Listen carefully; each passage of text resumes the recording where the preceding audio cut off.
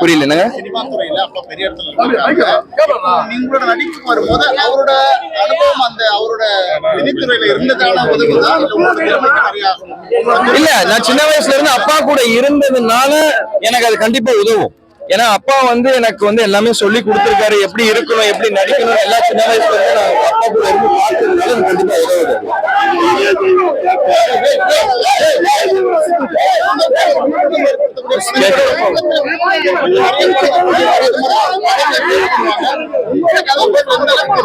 என் கதை தேர்வு எல்லாமே இருக்கும். நான் இப்பதான் ரொம்ப வருஷம் கழிச்சு நடிக்க வந்திருக்கேன்.